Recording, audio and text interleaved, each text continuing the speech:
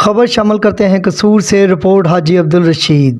कसूर वसी विनायका के इलाके में ज़िला इंतज़ामिया की तरफ से आटे की फ़रोख्त। आटे के इस पॉइंट पर लोगों ने बासानी आटे की ख़रीदारी की। लोगों को आटे की ख़रीदारी में कोई मुश्किल पेश नहीं आई और अहले इलाका ने सुकून का सांस लिया। इसका क्रेडिट इंतज़ामिया को जाता है, जिसमें हाजी हाकम, काउंसलर डॉक्टर नवीद, डॉक्टर फजल करीम और हाजी शफीक, हाजी रशीद और हाजी शबीर ने ताउन किया।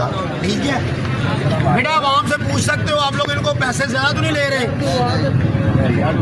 या तरीक़ेकार ठीक है?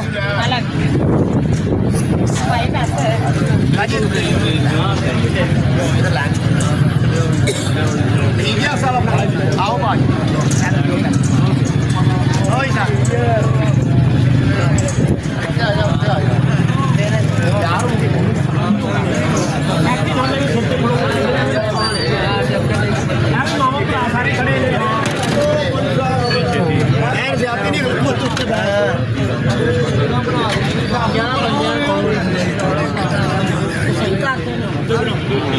सही